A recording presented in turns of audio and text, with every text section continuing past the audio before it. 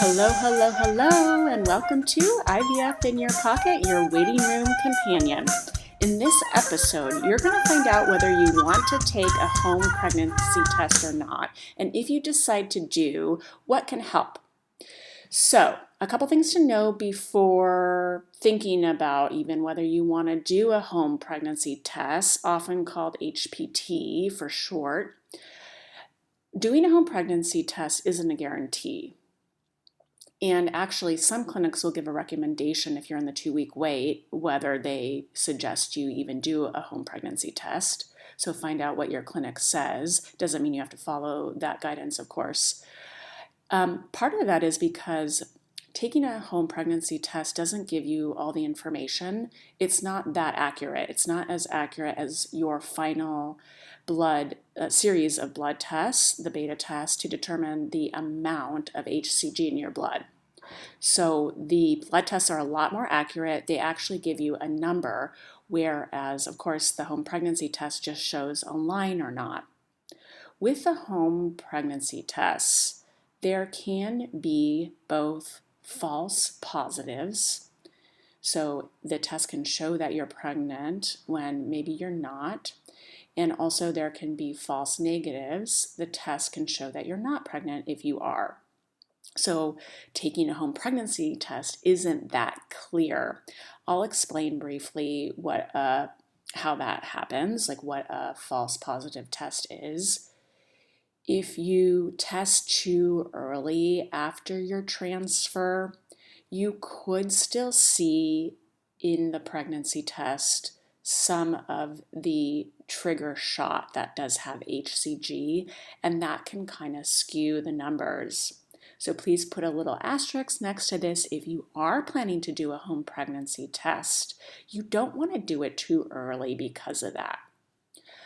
Another thing that can happen with a home pregnancy test is, unfortunately, it can show that you're pregnant, and then you might see that the line doesn't darken over the next couple days, or you think you're pregnant when actually you might be having a chemical early loss pregnancy, and that isn't detected on the home pregnancy test, of course, as it is with a beta draw, where you can see the HCG numbers going down.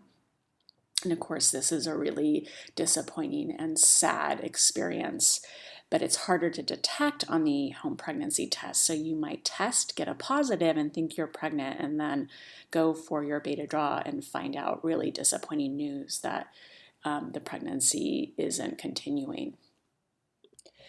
And sometimes it can show on the home pregnancy test that you're not pregnant when in fact you are. Like perhaps you just tested too early, or perhaps your HCG is rising really slowly, and it's just really hard to detect on the home pregnancy test. So all this to say is that home pregnancy test isn't the complete picture, and you're not going to get complete clarity doing it.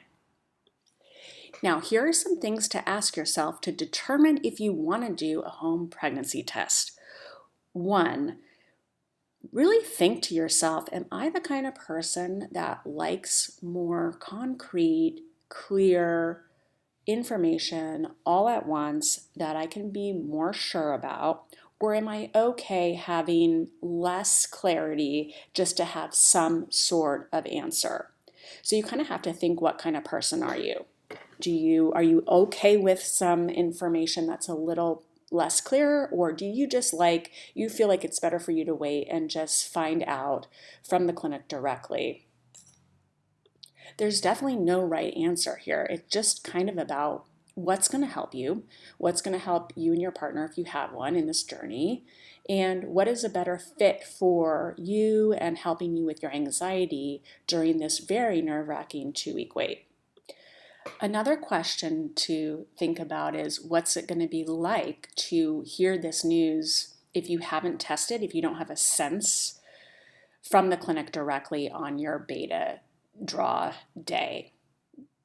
Is that going to be more intense for you, or is it going to be more helpful for you to have at least some kind of sense that you might be able to get from a home pregnancy test? what is your preference? Is there one that works better for you? Are both not great? Is there one that sounds more appealing to you? So really, how do you want to receive this really high stakes information? The other thing to think about is, do you like the process of doing a home pregnancy test? Is there something about that process that excites you? Is it something that you want to participate in? Is it something that you want to go into with some uncertainty? Because you can always take the home pregnancy test after you know you're pregnant for the experience of seeing that positive line. Sometimes that can be really helpful for people who've waited so long to see that positive line. Or you may be not wanting to ever see a home pregnancy test ever again. Or it might be fun for you to see a pregnancy test and you're okay with the uncertainty if you want to do it before the beta draw.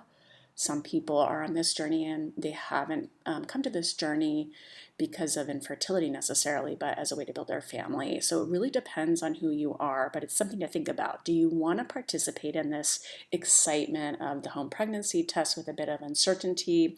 Do you want to do a home pregnancy test at all? And if so, would it be more comfortable for you to do it after you have the result you want, after you have more certainty with that beta result? And finally, you might be one of these people who the 2-week wait is just so nerve-wracking. You need an answer right away. You know that you can't possibly wait all those days until beta, that you are definitely going to do a home pregnancy test. You might be one of these people who's like, I didn't even need really to listen to this first part of this podcast episode because I knew right when I started IVF that I was going to be doing a home pregnancy test. I'm here to listen to the tips. And let me get to those. So if you haven't checked out my IVF 2-week wait anxiety episode in last week, check that out for more tips here. But if you are going to do a home pregnancy test, it's really good to go in with some coping statements because it's so nerve-wracking and you definitely might not get the outcome you're desiring. And so it's really important to stay grounded and not get swept away in the information on the test. So this is not a time to go out and get every kind of test known to the earth that ever existed to start doing repeated urine tests to try to get the answer you want. It's a time to really think, okay, this is not a complete picture from our last episode, right? I don't have all the information until I have all the information. I don't have all the answers until I have the answer. This isn't definite. If it's a negative, this isn't the end until I really get my betas drawn. So before you go to do the home pregnancy test, come up with some coping statements, some mantras, something you can tell yourself like, this is going to be okay. If I'm disappointed, it's okay. If I'm thrilled, that's great, but it's still not the complete picture. You really still have to wait until those betas. You only have a little speck of the information.